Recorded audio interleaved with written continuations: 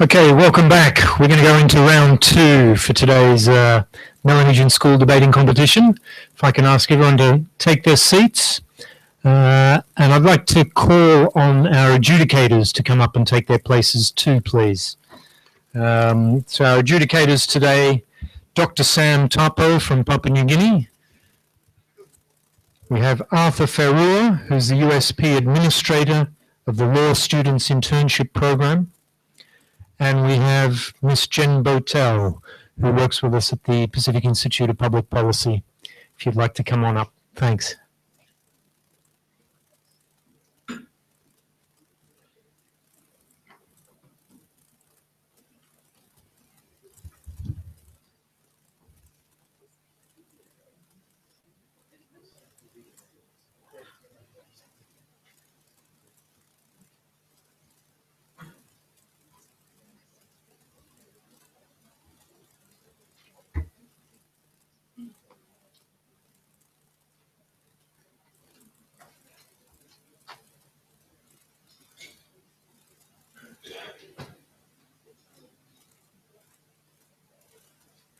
Okay, can I ask the students to come on up?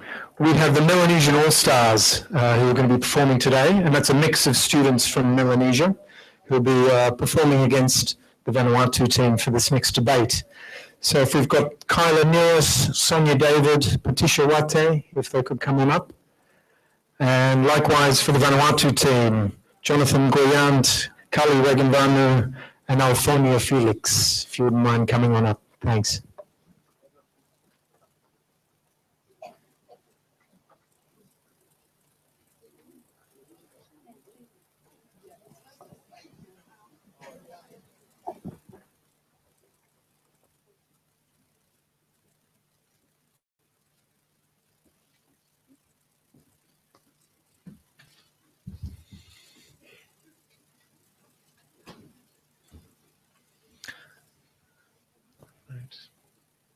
Okay, welcome back once again. We're going to go to the next round of debating for today as part of our competition.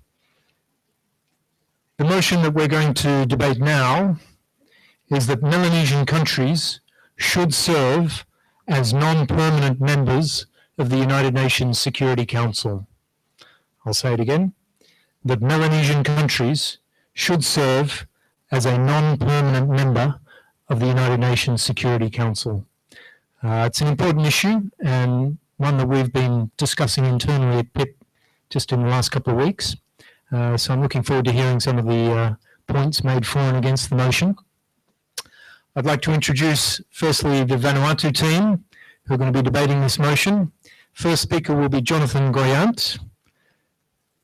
First speaker will in fact be Alfonia Felix, second speaker Kali Regenvanu, and the third speaker Jonathan Goyant. Welcome.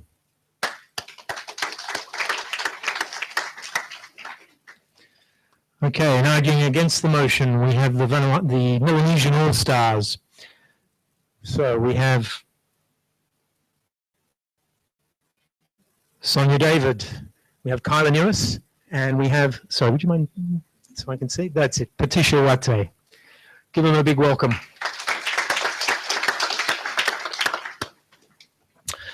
Okay, quickly, once again, Melanesian countries should serve as non-permanent members of the United Nations Security Council. I'd now like to ask the first speaker for the affirmative to come and lay out their case. Thank you.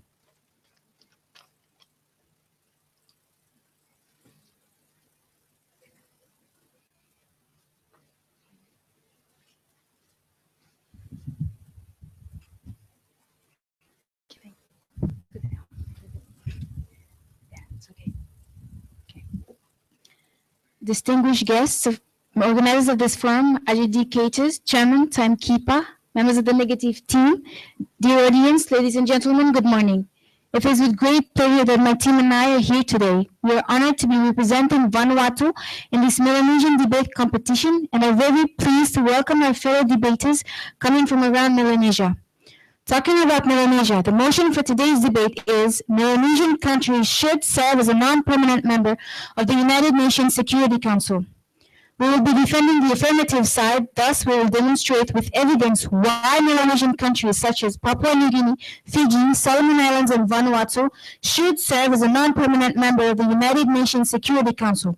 As the first speaker, I will now introduce our team members. I am Alfredo Felix and will be presenting our team mainline and define the key terms of our motion.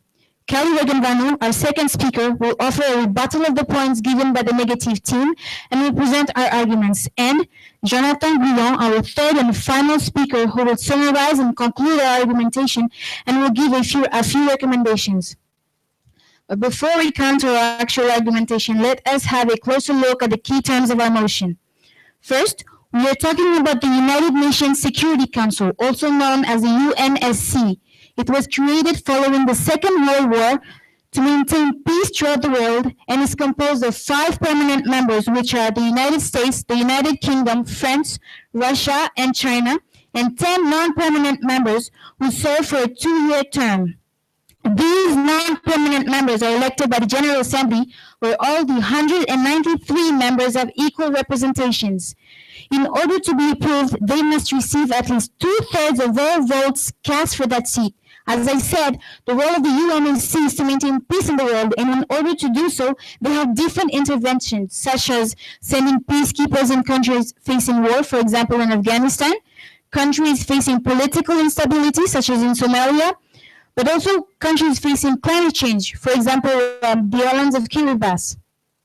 Melanesia in Greek means Black Islands. Is the name given to this part of Oceania when first discovered by the Europeans because of its people with a dark skin color. Melanesia regroups the countries of Papua New Guinea, Solomon Islands, Fiji, and Vanuatu, but also includes New Caledonia and West Papua. It's a term used to refer to all of these countries as an ethnic group with a relatively similar culture, language, and genetic diversity. Now let's turn to the other keywords, which are serve, should, and security. According to the Oxford Dictionary, serve has a lot of meanings. The first one is to perform duties or services for. We also have to be applied as a member of. This word clearly shows that being a non-permanent member of the UNSC involves us to work as a member of a group, so expressing ourselves, sharing ideas, pointing out problems, and finding solutions. Then we have should. It's a word which means used to indicate obligation, duty, or correctness. It also means the fact to indicate a desirable or expected state, meaning that it is very encouraging, even seen as a duty for the Melanesian countries to serve as a non-permanent member of the UNSC. And finally, we have security, the state of feeling safe, stable, and free from fear or anxiety. So it means that the UNSC's duties are to prevent conflicts and to promote peace and safety, to avoid instability in the different governments, and to ensure freedom. Let me point out the fact that none of the Melanesian countries has ever served as a non-permanent member of the UNSC. The country in our geopolitical region currently residing in the seat allocated to us is New Zealand. We will prove and demonstrate to you that, in fact, being a non-permanent member of the UNSC can have a direct influence to us Melanesian countries, influences that they've never had with us before, that consequently can benefit us in new and different ways. Of course, we are small emerging countries, and of course, we are far from the well-developed ones. My team and I will demonstrate logically and with clear evidence that, in fact, Melanesian countries have a lot to offer at the UN level, but unfortunately haven't got the opportunity to do so. It's a first step to take, and my team and I don't see any reasons as to why we, as Melanesian countries, cannot serve as a non-permanent member of the UNSC. So yes, we strongly believe that Melanesian countries should serve as a non-permanent member of the UNSC, and we will show you why. Now, have we ever experienced wars throughout the Pacific like what's currently happening in the Middle East? No. In the Pacific region and even in Melanesia, do we have great conflicts between each other? No. Take, for example, Chad, which is currently a non-permanent member of the UNSC. It's a country which has faced civil wars during the past and even conflicts with its neighbor country, Sudan. How can a country having big regional conflicts be a member of the United Nations Security Council? Dear audience, what I'm trying to make you understand is that we as Melanesian countries are renowned to be peaceful. According to the Happy Planet Index, Vanuatu has been the happiest place on earth twice.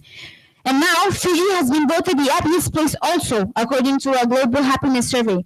As I said, we as Melanesian countries are renowned to be peaceful. Thus, we should share our values, our experiences, and our ways of thinking with all the members of the UNSC and let them know that we have a voice and have a lot to offer. So yes, we strongly believe that Melanesian countries should serve as a non-permanent member of the UNSC. Thank you.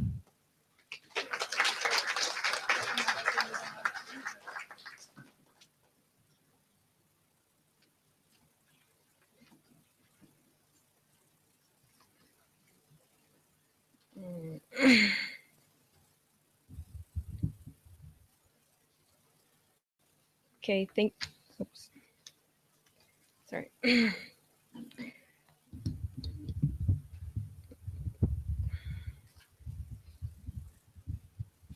Sorry.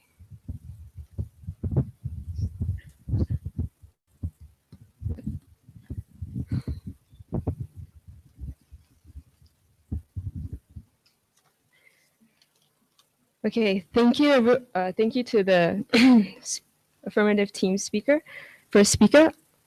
Before I begin, I would like to welcome everyone, audience, adjudicators, the judges, and the opposing team. Okay, my team goes against the point. My team goes against the statement.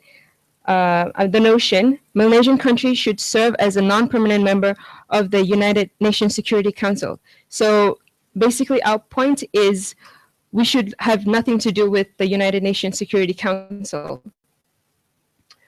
Okay, to introduce my team, my name is Sonia. I will be presenting the first point, which is the requirements of becoming a member of the non-permanent member of the United Security Council.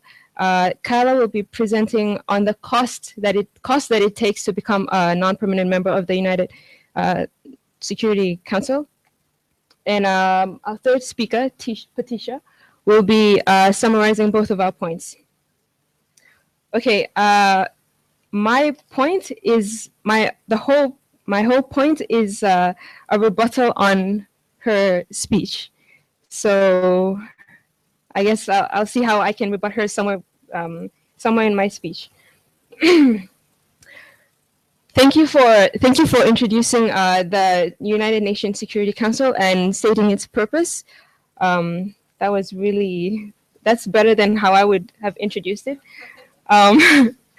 Okay, so I would go straight to its background. So the background is it was as you have stated, it was made in the 1940. It was made after 1945, World War II, to ensure peace and stability. So international peace and stability. But looking at the UNSC structure itself, it's made up of, as you've stated, 5 permanent members and 10 non-permanent members. But if we look at it carefully, as for the non-permanent members, we would like to call them, we have a nickname for them. They're called sidekicks. And the 5 permanent members, they're the superstars or the heroes, however you'd like to call it. And why? Because they have the full power in the voting of whatever notion that you put forth in the UNSC Council meeting, however they call it. I'm sorry. And as for the non-permanent members, they do get a vote in the notion. But if one of the 5 permanent members votes a no, then the whole notion is null. You can't go against one of the 5 permanent members because they have absolute power and authority and God-giving. Yeah. This can be proven by This can be proven in Yemen's case in 1991, where the UNSC was voting to send troops into Iraq, but Yemen refused to vote with the UNSC. And with this decision, the aid coming from America was cut off because America is part of the 5 permanent members. So its aid was cut off just because Yemen decided not to go with the vote. Yes, and for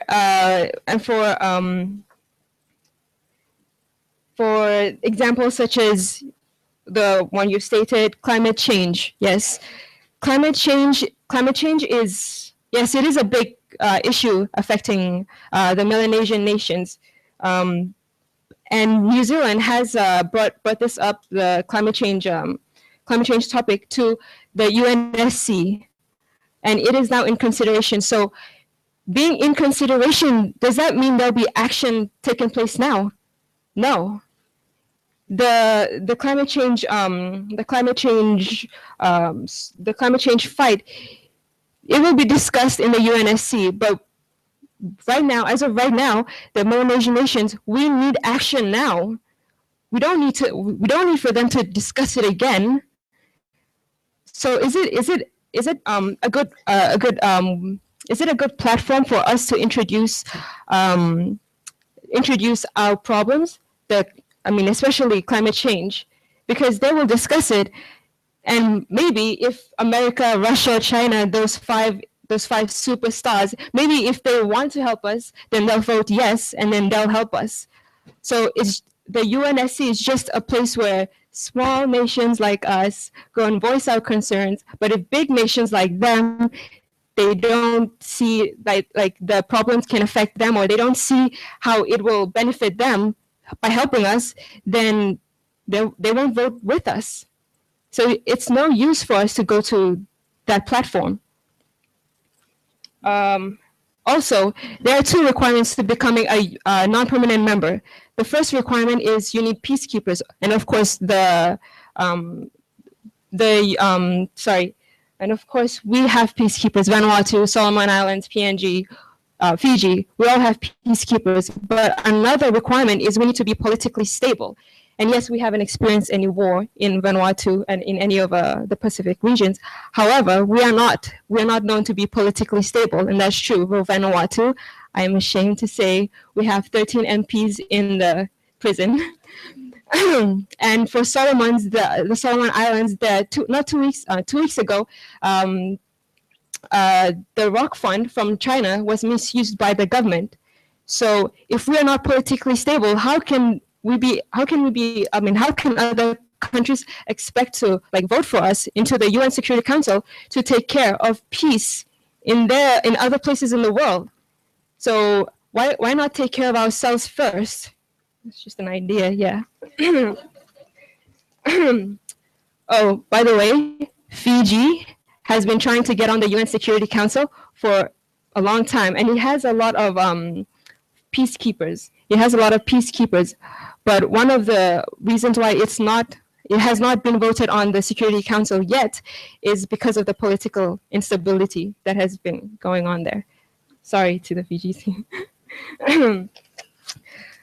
Okay. Thank you. So to sum up the next speaker will carry on with our argument. Yes, thank you.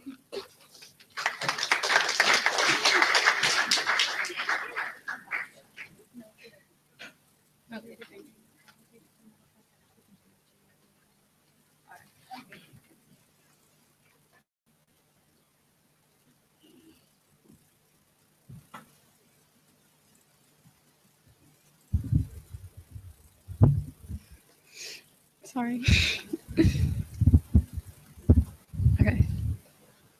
Thanks. Okay. Good morning to adjudicators, audience, and fellow debaters. Firstly, I'd like to rebut on what the first speaker of the negative team stated when they said that that you guys wanted nothing to do with the UN. You do realize that the UN provides us with aid, so yeah. And we're a developing country, so we need that. And it's not actually one vote equals no, it's that you need 2/3 of the vote to get in, so that's incorrect. And being in consideration is better than nothing, because at least if they know about our problems, then we are in a position to deal with them, and to have big countries like the US that could help us know about our problems. And the UN is about global peace, not peace in developed countries only. And for your point on political instability, you can see that by having the MPs in jail that we actually have dealt with that. So yeah, that's being taken care of already. Okay, good morning, everyone. My team and I firmly believe that the negative team's arguments are just that, negative. I'd like to ask the opposing team if they've ever considered what the odds would be if we didn't even try. We continually teach the youth of today to try our hardest for what we want. What does denying such huge, life-altering opportunities do to help Melanesians? You achieve more by taking a risk than discarding chances for a better, safer, and more prosperous Melanesia, and who doesn't want that? The first point I'd like to bring to your attention is the fact that Melanesia could bring incredibly valuable information and opinions to the UN Security Council. As all of us in this room know, Melanesia will be one of the first to suffer the consequences of global warming. Rising sea levels will be directing us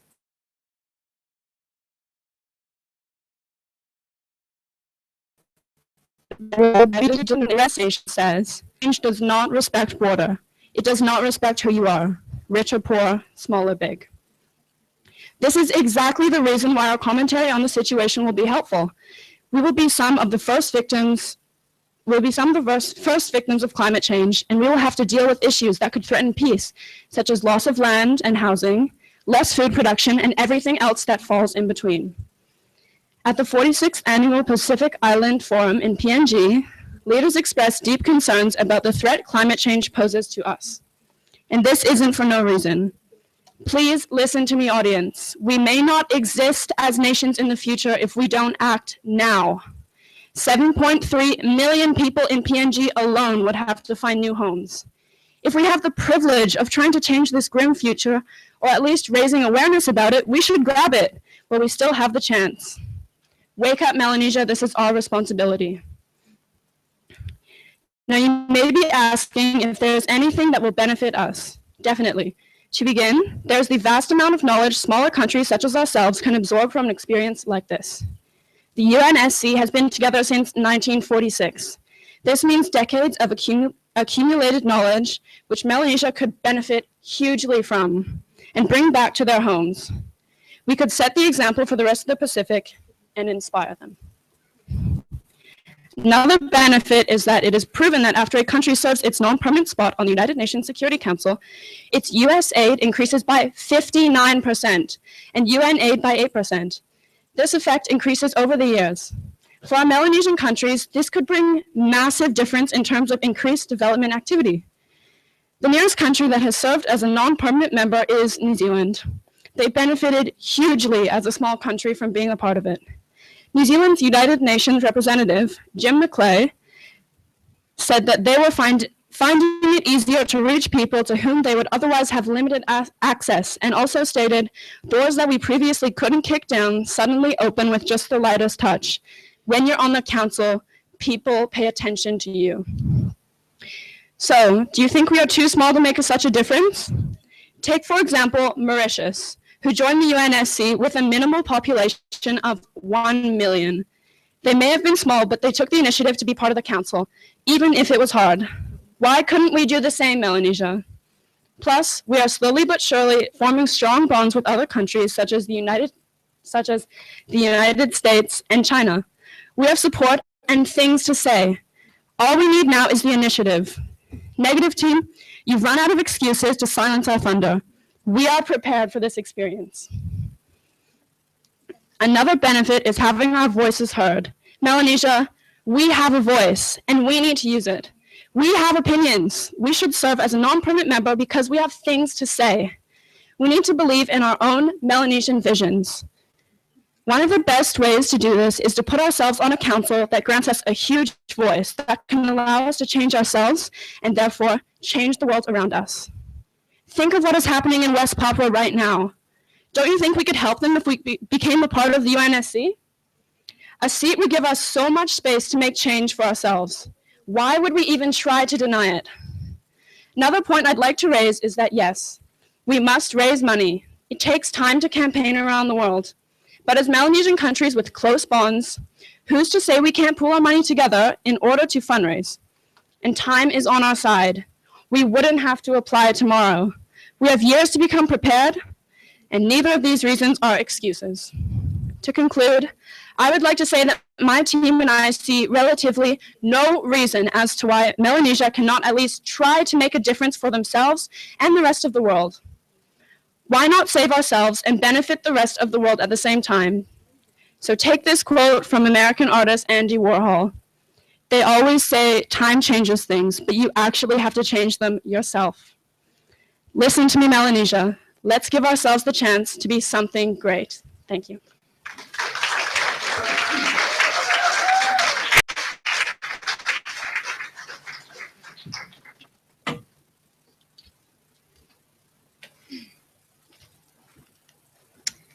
Okay, can we get them down?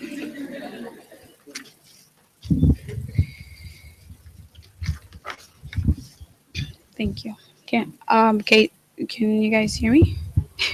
Okay, thank you. I would just really like to clear up some things here and to report on what the second affirmative speaker said. My team, there's 193 members together in the UN Council. Two-thirds of the non-permanent council should agree on a motion before it has been addressed into the 5 superstar councils before they admit if it's okay or not. So you mentioned about the climate change. My other colleague already said that climate change was been put into consideration by the UNSC. So that's, we already talked about that one. You said something about Melanesia should take a step and be part and be heard throughout the world. But Melanesia has never been a part of this council. Melanesia has never been a part of this UNSC. So we don't have experience. And what I think my colleagues on the other side are overlooking is the economics of the economical side of this strive to gain appreciation and face in the UNSC. So you have to understand that UN is totally different from UNSC. UN provides, it is a General Assembly, and it provides UNICEF, AIDS, and UN NGO, and all those sorts of things. UNSCR is basically it's more concerned in security relations and issues affecting the world globally as a whole. So it's focusing more on issues that cause friction around the world. So West Papua, as an example, UN has totally overlooked that fact. UNSC, because they didn't send any of the peacekeepers into West Papua to deal with the problems that are happening there. They tried to put in African missionaries, but that failed because Australia told the Papua New Guinea to step down, because this is all related to politics. So let me just go straight to my point. So in order to go forward and produce issue to the government, to the UNSCR, we have to have stable economy. So there's 192 members that vote for a bid of a general possible non-permanent member, and there has to have 2/3 of the vote and all 5 votes from the permanent UN Security Council. To do so, it all comes down to economical sustainability. To bid for a seat is a costly exercise, as the governments of the Melanesia would need to spend for diplomats. So they spend for diplomats, they spend for their the cars, the housing, the rents, the family support, and by doing so, with this whole thing they have to send diplomats there to be able to convince one UN member, and then go on to another UN member until they've convinced like probably 193 UN members. And to do that, they have to pay for their car, their housing, their rent, and that's a lot of money we're speaking here. And Vanuatu has recently just went under the devastating Cyclone Pam, and this has put a huge strain on our economic and government's ability to look after its citizens. UN has helped, but UN is different from UNSC. I want you guys to understand that UN is a General Assembly. UNSC is in charge of more international political matters that cause like big wars, like they said.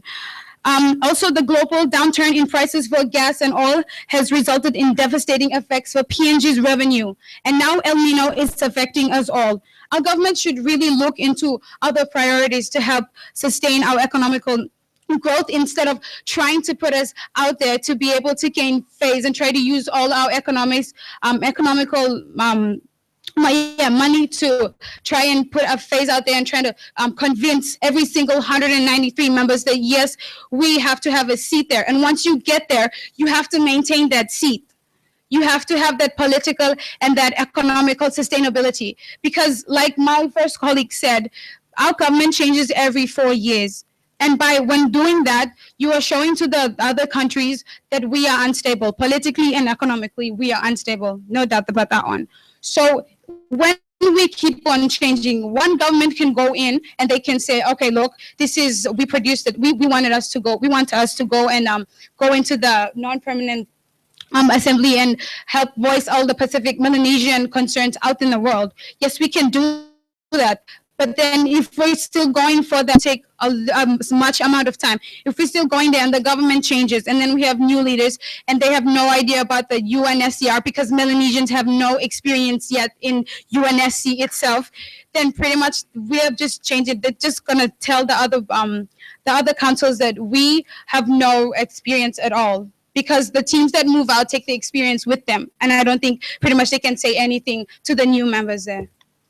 So that's why we think our team think that we should really, really not be a part. We should just have no part of it at all. Should really just focus on ourselves and try to build us economically and politically instead of trying to focus on getting into that small group where we will have to gain 1/3 of the non-permanent members and then to be able to go into the 5 stars and then must have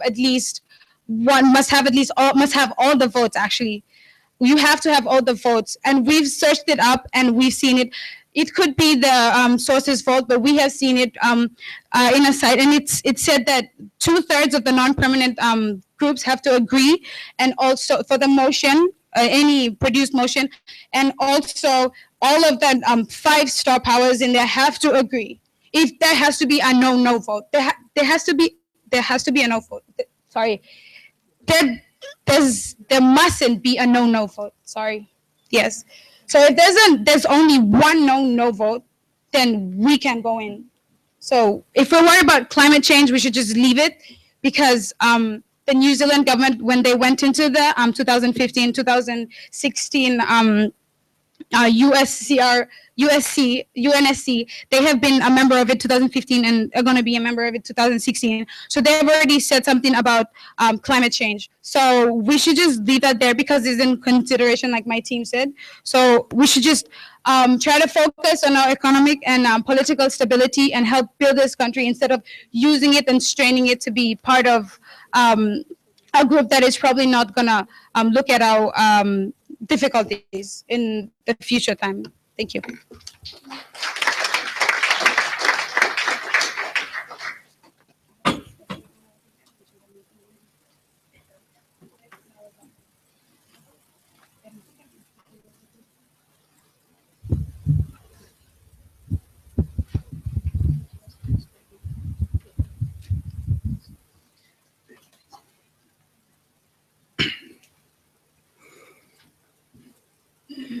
Good morning, ladies and gentlemen, adjudicators and fellow debaters.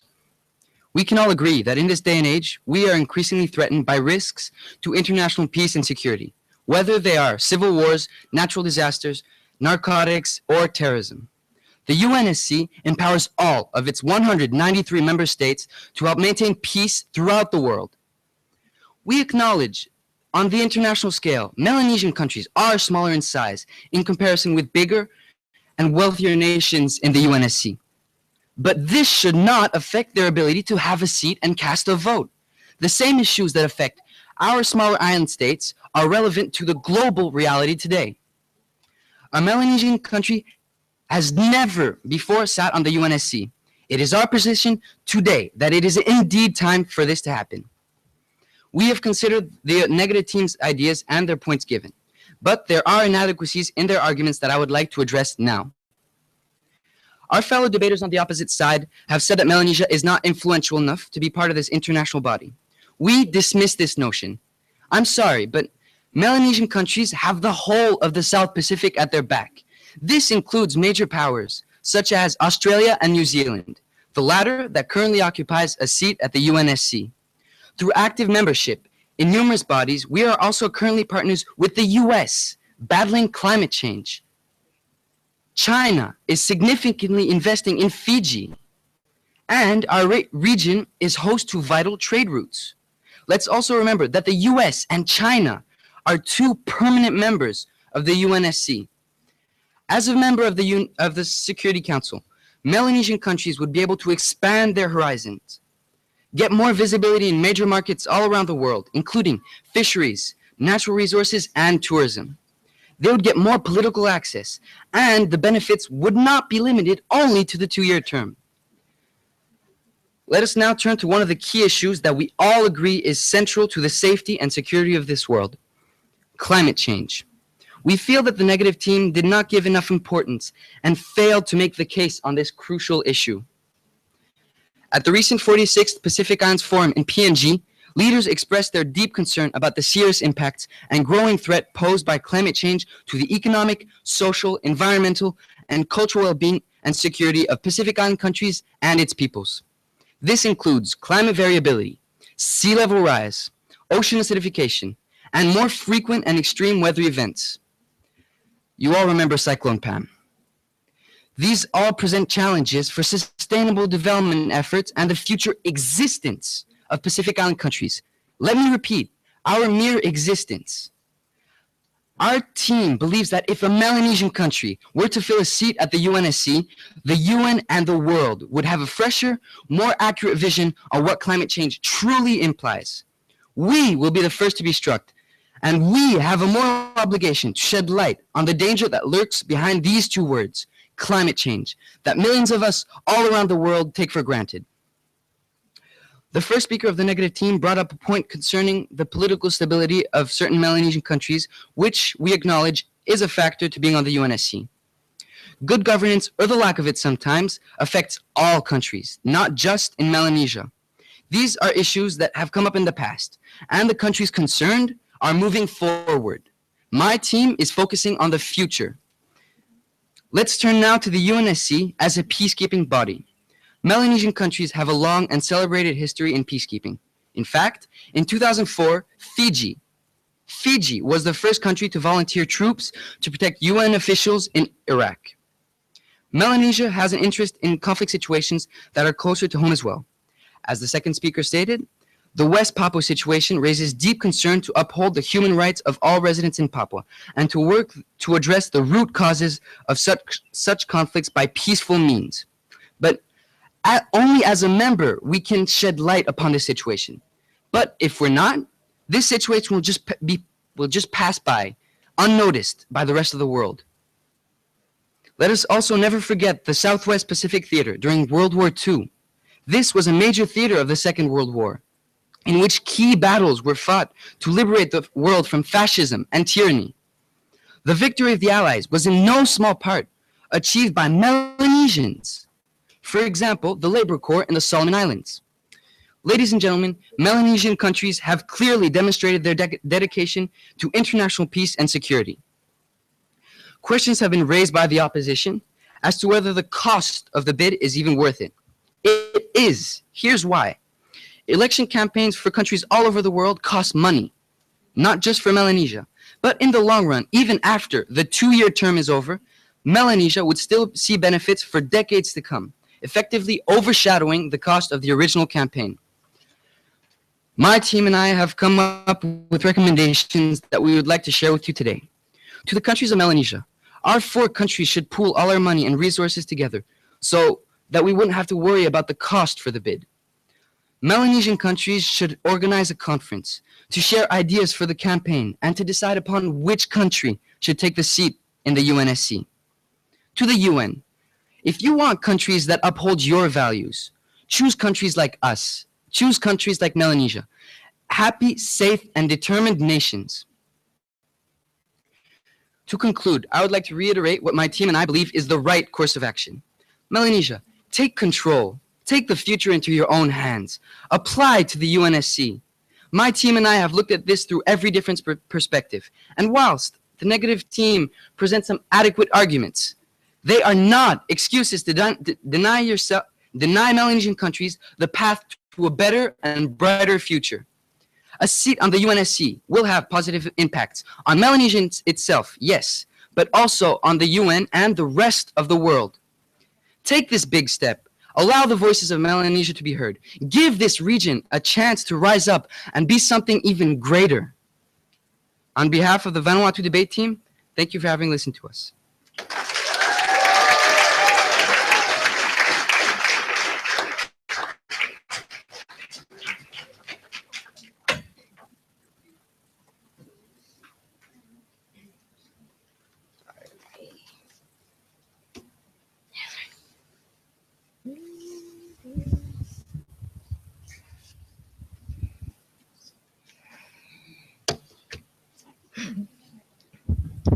Mic check. Okay. The affirmative team, judges, ladies and gentlemen. Should Melanesian countries serve as part of the United Nations Non-Permanent Security Council? The main argument we on the negative team believe is that being part or as a non-permanent member of the United Nations Security Council is not critical or impossible now for Melanesia countries. And this was highlighted by the main points by the first and the second speaker of the negative team. However, before I summarize our arguments, I would just like to pick on a point in which the third speaker for the affirmative side have stated. The affirmative side speaker, the third speaker, he mentioned that being part of the United Nations Security Council as a non-permanent member will give us a chance to voice our opinions on issues like climate change, which are affecting Melanesian countries. Okay, is climate change affecting the bigger continent countries? Let us look at the 5 permanent members of the United Nations. These are China, France, United States, Russia, and Great Britain, the United Kingdoms. These countries, they focus generally on issues such as maintaining international peace and security. Let's say, what if Melanesia, we go in and we voice our opinions on climate change? Will that be relevant to them? Melanesian countries, we should work collectively together to address the issue of climate change. Thank you. So that's the point I would like to rebut on what the third speaker said. So now moving on to summarizing what our main argument for the negative team is that, firstly, we have stated that the first speaker, she mentioned the unachievable requirements that Melanesian countries cannot achieve in order to be part of the non-permanent Security Council in the United Nations. And these are because of the political instability as Melanesian countries we have. And this is statistically proven throughout Papua New Guinea, Vanuatu, Solomon Islands, and Fiji. How can we go into the Security Council if we cannot maintain peace within our own countries? Our government is unstable. She also mentioned, the second speaker, as even though if we go into the non-permanent United Nations Security Council, it takes only one no to eradicate or like block whatever decision the non-permanent members they have to say. So what's the point? Also, she said that Melanesian countries, our voice would not be an issue, so it's more important for us to work together. So because of the reasons of not achieving the requirements of being part, because the requirements to being part of the Security Council is, firstly, you have to be stable for countries. You have to be you have to have peacekeepers, and also, yeah, that's sorry. So that's the reasons why the first speaker said it's critical or impossible for Melanesian countries to be part of the non-permanent members of the Security Council now. Thank you. Moving on to summarizing what our second speaker has said. The second speaker elaborated on the cost or finance of us getting into the non-permanent security members of the non-security council. Let us look in Melanesian countries. We are developing countries. We have resources, but we do not have probably the capital technology to produce resources to have a strong economic growth. And that is a hindrance to why, let's say, we cannot afford finance compared to other bigger states. Also, Melanesian countries, we are full of we have a lot of international debt, and that is a major thing to other bigger countries. So that's one reason why it will be very costly for us to join, because in the process of being campaigning for a seat to become a non-permanent member of the Security Council, it takes up to 5 years for only a 2-term seat. Thank you. So in conclusion, what we're trying to say is that even if we become non-permanent members, we won't have a say in the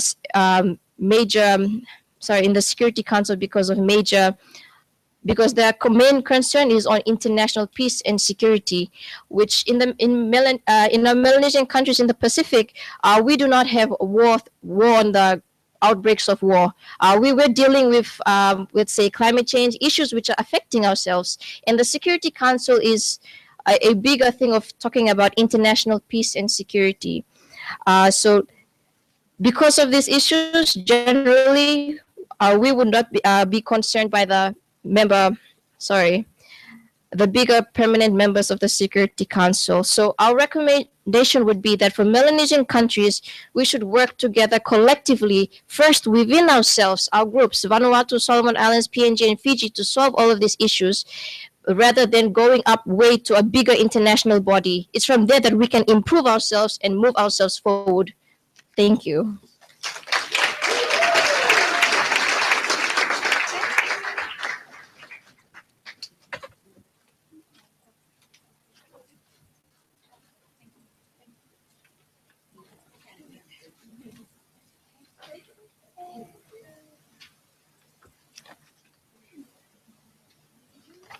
Okay, thanks very much to both our teams. Let's give them a big round of applause.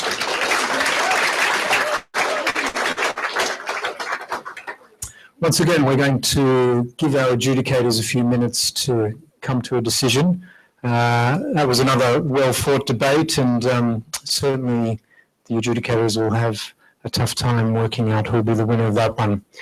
It's a very interesting topic, and I hope it's given both teams a chance to sort of research more deeply into the role of the United Nations and just what we can do as small Pacific islands to have our voice heard at the highest level in global affairs. We're often aware of what the role of the UN General Assembly does, and that it's a chance for leaders around the world to get up and have a say, but we probably know less about the actual function of the Security Council, even though it's the most pivotal body in that UN organization. So I thought there were some really good points raised there for and against the motion. Certainly I think there's a role for the Pacific to have its voice heard at that level, and it is a bit of a mystery that in all this time not one Pacific country has served as a non-permanent member. So there's some ideas that could be fleshed out in terms of how we can make our voice better known there. While we're waiting for our adjudicators, I might throw it open to the audience now. If there's any questions around these sorts of issues at the United Nations and perhaps what can be done to get our voice heard at the highest level, feel free to fire away, and I'll direct it to some of our students who've done a lot of research. Yes, I can see a question here. Let me grab your microphone.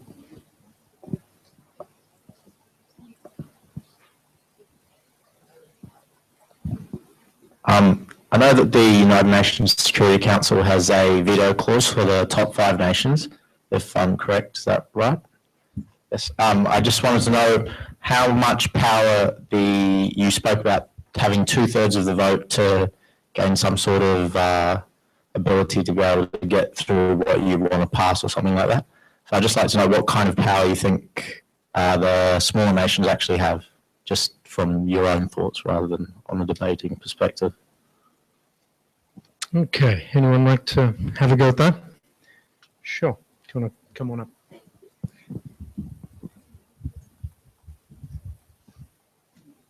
Okay, so the 2/3 of the 2/3 that we have mentioned is for the non-permanent members. So, if they're they're voting for a motion, and if they're voting for a motion, and 2/3 of the non-permanent members say yes, along with 5 members or 5 of the permanent members say yes, then the motion goes through. But if 2/3 of the non-permanent members say yes and 1 of the permanent members say no, then the motion does not go through. So that's how much power the 5 permanent members have. They have absolute power. Thank you. Thanks for that clarification. Yes, as far as we know, the P5, as they're known, each of them have a veto power, which none of the non-permanent members have. So it means that any of those 5 countries, Russia, the United States, England, France, and China, all have a veto power, and that often puts a stop to many of these initiatives. Any other questions?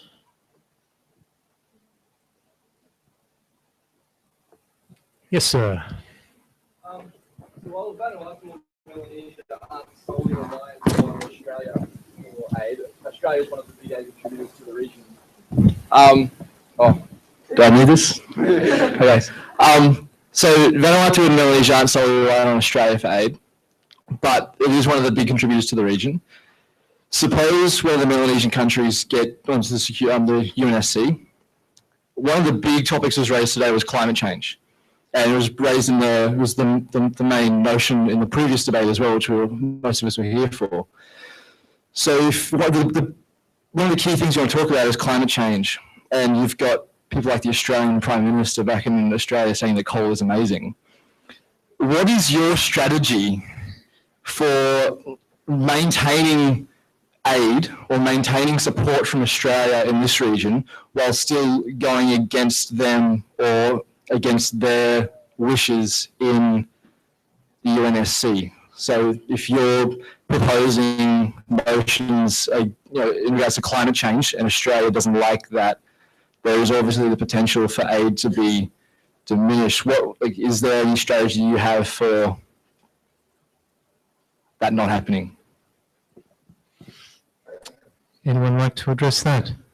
One thing we should point out is that we've also had a bit of regime change in Australia, and the new Prime Minister, I think, is going to be a lot more open to climate change reform, and is certainly looking to go to COP21 this year with something a little bit more ambitious, perhaps, than the previous Prime Minister.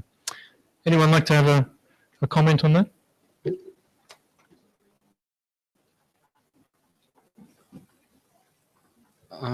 So Australian aid is a really important factor to Melanesia itself. But if the main risk to countries all around the world today is climate change. If Australia can't recognize the fact that it is so, then I believe that Melanesian countries should just find another country that can donate and aid them, because they should recognize the fact that they too will be Australia. They too will be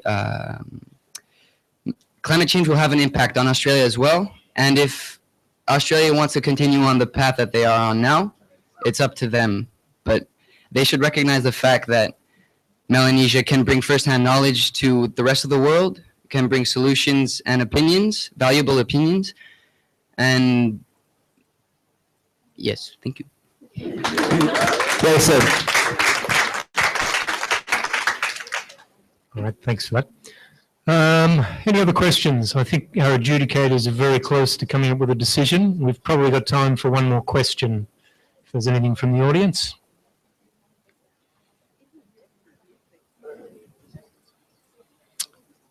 Yes, Derek Bryan. Thank you, and well debated to both sides. My question is on the relevance of the P5 more broadly. As we know, the permanent members are the victors of World War II. So my question to both is this still a relevant structure 70 years later? Very good question.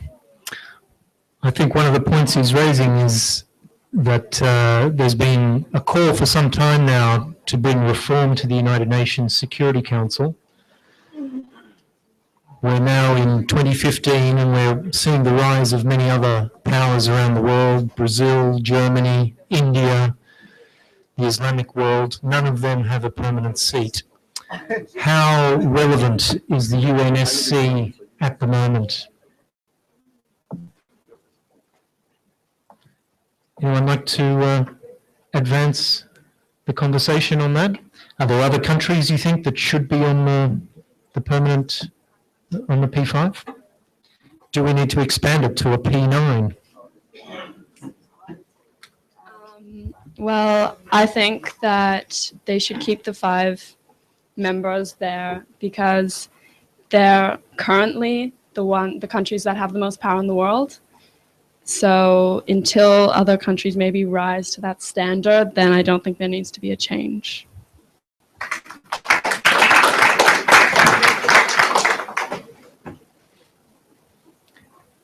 Anyone speaking against the motion like to have a chat?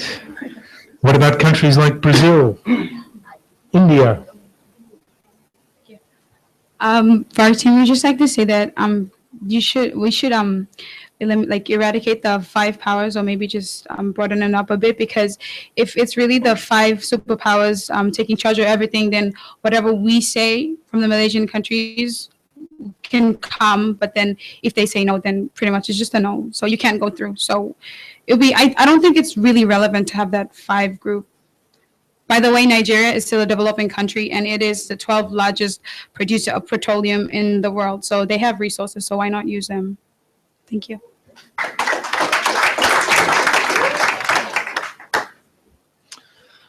Okay, looking at the faces of our adjudicators, I think they may have come to a decision. Would one of them like to pop on up and let us know how both teams went?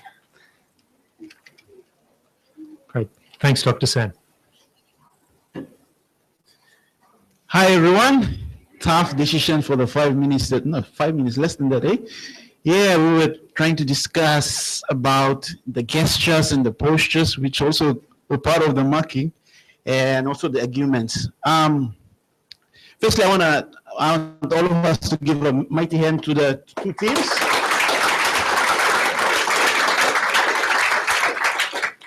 Thank you. The level of research put in this.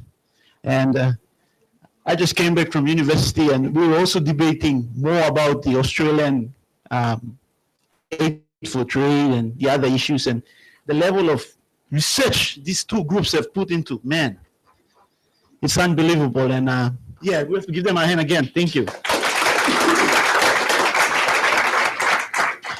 Okay, tough decision. The winning team today, there are a couple of decisions made by the judges, but the majority of the judges ruled, and we made the final decision. The winning team for this debate today goes to Team Vanuatu.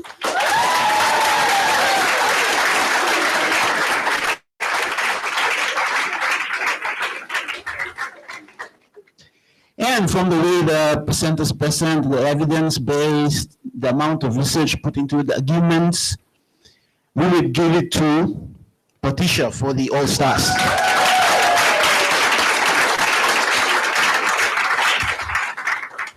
Thank you. Terrific. Yeah, just to underline Dr. Sam's point, we had the Melanesian All Stars come together quite quickly. So I think they did an incredible job getting up to speed to make this a really enjoyable debate. Well done. And congratulations to Team Vanuatu. All right, that's it for today. Hope to see you all again tomorrow. We've got some more debates ahead, and I can tell each day gets more and more exciting as we build towards the grand final on Friday. I'd like to thank our adjudicators who've done a great job today. Jen Botel from the Pacific Institute of Public Policy, Arthur Fairua, the USP Administrator, and also Dr. Sam Tapo. Thanks to our adjudicators today. Quick thank you to our sponsors and to the VNPF for hosting us here. Thanks to all the team at the Pacific Institute who've done a lot of hard work to make these to make this event happen. Thanks to ASCO Motors, and thanks to Vanuatu's Ministry of Education for being our partner in this. Look forward to seeing you all here tomorrow. We've got some more great debates coming up, so keep your thinking caps on, and look forward to convening again tomorrow, same time. Thanks, guys.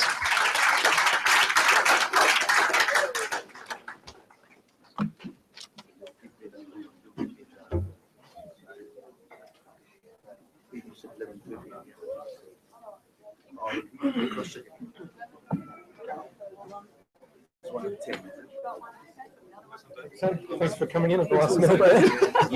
So you've got one doctor. Okay, you're medicine. Dental. Okay. So you've been studying where?